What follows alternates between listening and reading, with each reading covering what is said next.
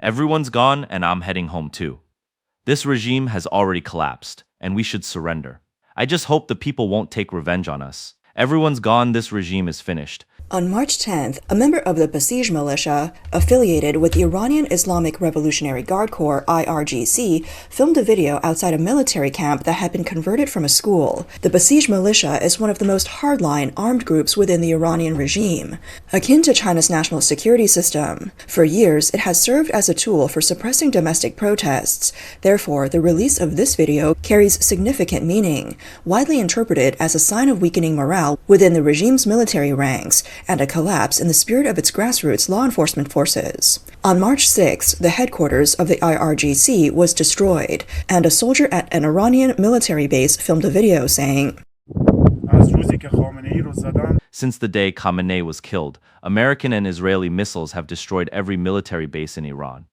The commanders vanished in an instant, either ran away, got blown up, or hid underground like rats. Now there's no command. The whole base is left with only 2 soldiers, like headless flies. No one's telling us whether to stay or leave, and I was so scared that I spent nights outside, afraid of suddenly being bombed." Some netizens commented, "This is why many Iranian soldiers have started using social media to document the real situation. The command structure has completely fallen apart." Another member of the IRGC called for action in a video, saying, "I'm taking off this disgraceful Revolutionary Guard uniform. This is the war the regime launched against those trying to save the Iranian people. I urge my comrades to follow my lead and refuse to participate in this war." A former IRGC captain, identified as Mehdi, published a widely circulated defection letter. He wrote, "We are not defending the Iranian people, but rather protecting the bank accounts of the commanders. When given the order to treat unarmed civilians as enemies and open fire on crowds, the illusion completely shattered." He called on his former comrades still in service to lay down their weapons and stand with the people, as when the regime collapses, high-ranking officials will flee abroad on private jets, while they will be left to face the people's judgment. He said, "I made the resolute decision to abandon everything because I can no longer be the prison guard of my own homeland. Now my only hope is for the world to hear the voices of the Iranian people. For those still holding weapons to put them down, stop oppressing our youth, and ultimately stand shoulder to shoulder with the people." The defection of this officer highlights the growing divisions within the IRGC. It is reported that since January of this year, over 100 grassroots IRGC members have defected. This defector also spoke out. "After Khamenei died, all our bases were hit by American and Israeli missiles. It's a mess. All our commanders fled, hiding away with no one in charge. Soldiers like me started running away too, so we could be with our families. If there's an uprising, we'll stop the regime from carrying out another massacre." This wave of defection is not limited to low-ranking soldiers, and its scale and scope are far beyond what external observers had imagined. On March 11th, the opposition hacker group Edalat Ali exposed internal intelligence showing a growing wave of defection among various military and administrative personnel in Iran. Employees from critical departments such as the IRGC, police, Basij militia, Ministry of Defense, Intelligence Ministry, Ministry of Foreign Affairs, Ministry of Oil, and the Judiciary are fleeing in large numbers. The highest number of defectors is among conscripted soldiers and junior ranks, many of whom have directly abandoned their posts to return home or hide. Since the outbreak of the war, Iranian ships and aircraft have remained idle, with most of them destroyed at their bases. Drones and missiles have only been launched at preset targets, indicating the military has descended into chaos. Reports indicate that senior officials have abandoned their posts, resulting in a breakdown of the command chain, while soldiers, fearing they would become targets or losing faith in the regime, have fled. In a special report aired by Israeli Channel 14, it was revealed that Israeli intelligence has gathered substantial evidence showing that within days of Khamenei's assassination, IRGC soldiers and mid-ranking officials were fleeing their posts at an unprecedented speed. The report noted that those in better economic conditions among the IRGC have fled the country with their families, frequently through routes like Pakistan, Afghanistan, or Turkey. They use fake passports, shave their beards, and alter their appearance to evade capture.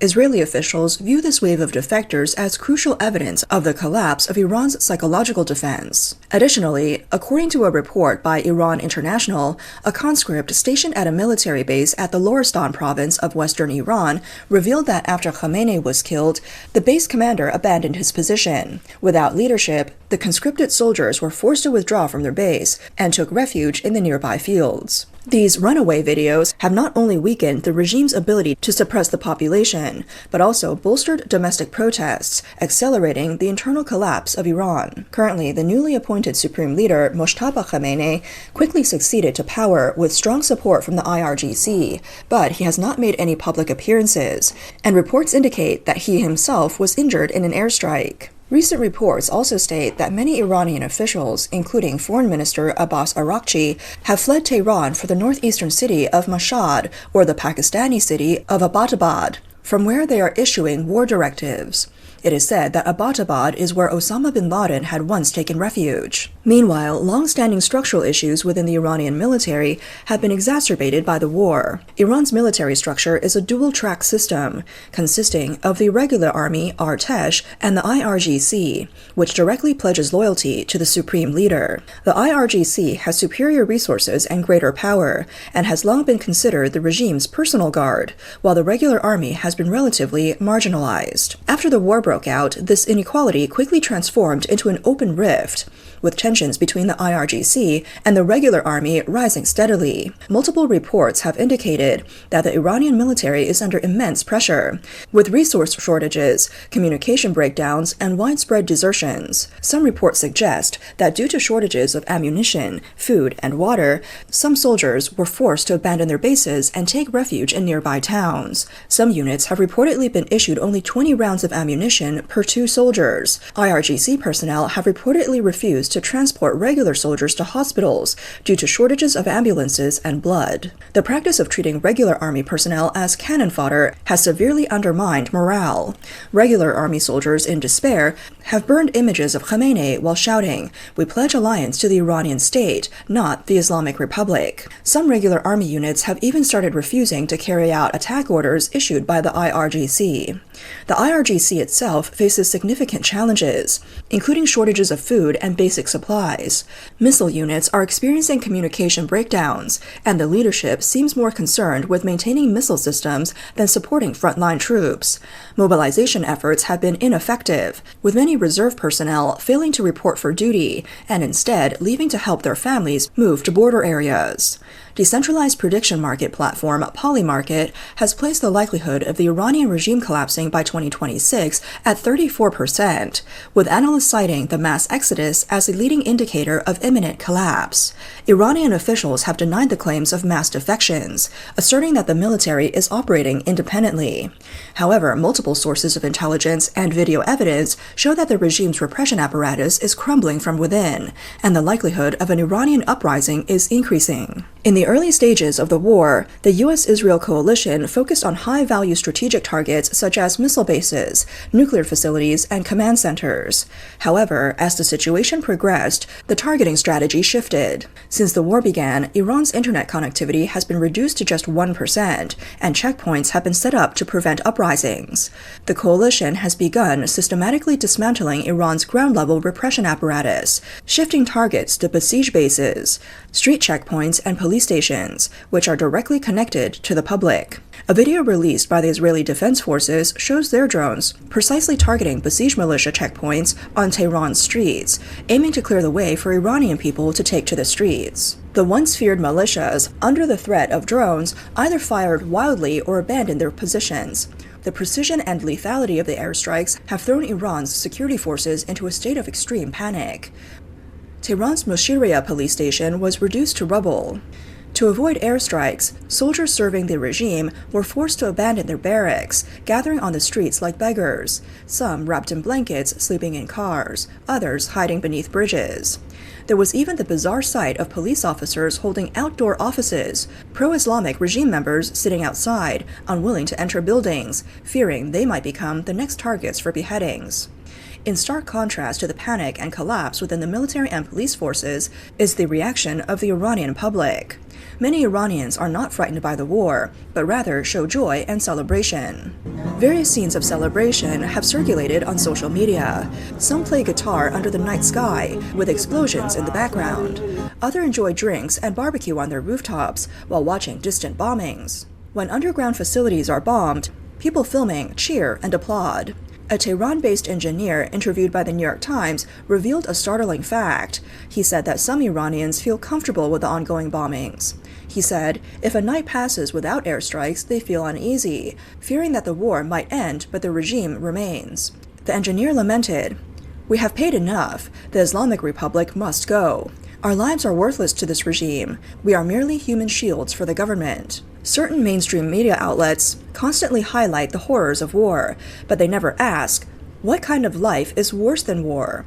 They also fail to ask, what do the Iranian people truly need? On the streets of Tehran, brave citizens have openly raised a lion and sun flag, a symbol of ancient Persian civilization. They express their disdain for the current regime and their love for the country. The regime's fragility is evident not only on the battlefield and the streets, but also in the diplomatic and sports sectors. During the Asian Cup, some members of the Iranian women's national football team protested the regime by remaining silent during the national anthem. This move sparked fierce criticism from hardliners within the country, labeling them as wartime traitors. Under immense pressure, including threats against their families and persecution, at least 5 female football players sought political asylum after arriving in Australia. The Australian government ultimately issued humanitarian visas to them. During their meeting with Australian officials, they did not wear headscarves, and this image itself became a silent protest. Meanwhile, Iran's diplomatic system also saw defection. Alireza Sobati, an Iranian diplomat at the Danish embassy in Copenhagen, and Mohammad Pornijov, an Iranian diplomat at the embassy in Canberra, Australia, both abandoned their posts and sought asylum in their respective host countries. These betrayals by elite figures further reveal that the Iranian regime has reached a state of widespread defection. The situation in Iran, particularly the disintegration of its military, has deeply concerned CCP General Secretary Xi Jinping. He sees the collapse of the regime in Iran as his worst fear realized, a seemingly powerful authoritarian regime crumbling under internal and external pressure, exposing the fragility of using violence and fear to control the country.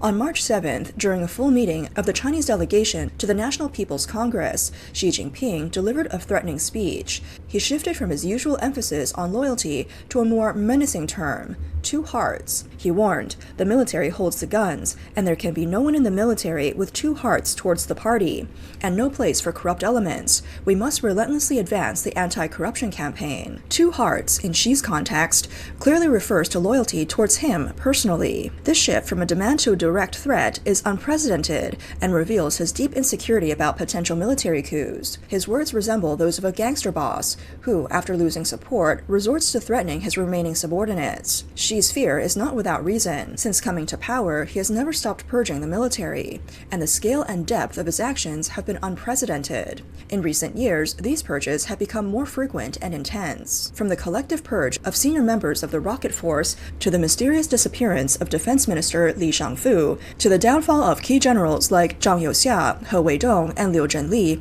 Xi Jinping's handpicked generals have fallen one by one as sacrifices to his anti-corruption campaign. Over 100 generals have been ousted in the purges, accounting for 52% of the military command level. Among the 20th Central Military Commission members, aside from Xi himself, only the Military Discipline Committee Secretary, Zhang Zhenming, has remained. This continuous purging has left the Chinese military in a state of unease, with generals trembling in fear. At the 2026 Two Sessions meetings, the military delegation was significantly reduced, and for the first time, there was no deputy leader. Several military generals hurriedly left when asked about sensitive topics, such as the Iran situation or the Taiwan Strait issue, and many who hold the rank of general were conspicuously absent from key meetings. This suffocating political atmosphere has forced remaining generals to flatter Xi Jinping even more excessively. At the Two Sessions, Zhang Zhenming, the Military Discipline Committee Secretary, declared that the two establishments were the most significant political achievements and the most valuable historical experience. The two establishments is a political slogan to reinforce General Secretary Xi Jinping's rule. Zhang adopted a sycophantic stance. However, if even loyalists like Zhang Youxia can be purged for having 2 hearts, who in the military can be sure of their absolute safety? Xi Jinping's control over the military seems to have reached its peak, but under high pressure, loyalty has become cheap and false. The current situation in Iran mirrors the more fragile essence of the Chinese military. First, the level of corruption in the Chinese military surpasses Iran's. Decades of so-called peace have turned the military into a passive interest group, with bribery and corruption running deep. Such a military, whose officers and soldiers are focused on promotions and wealth rather than sacrifice, is deeply flawed. Second, the Chinese military lacks practical combat experience and strong ideological cohesion. While the IRGC still has religious zeal to support it, the communist ideology that once sustained the CCP has long since collapsed. The officers and soldiers lack faith and treat the military as just a career. The little emperor soldiers, raised under the one-child policy, are more focused on self-preservation and find it difficult to endure the brutality of war. More importantly, Xi Jinping himself has no military background and can only rely on political maneuvering and anti-corruption efforts to establish his authority. He cannot earn the genuine respect of the generals. On the surface, they are respectful, but inwardly, they're all double-dealing.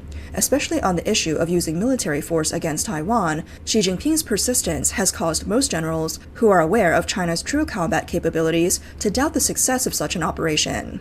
They're unwilling to sacrifice themselves for his imperial dreams. It can be foreseen that once a war breaks out in the Taiwan Strait, facing the enormous pressure of modern warfare and the reality of a divided military, the collapse of the Chinese military and the exodus of soldiers will likely surpass that of Iran's current situation. At that time, Xi Jinping's biggest fear will likely spread like wildfire and completely engulf his regime. What's happening today in Iran may well be China's tomorrow.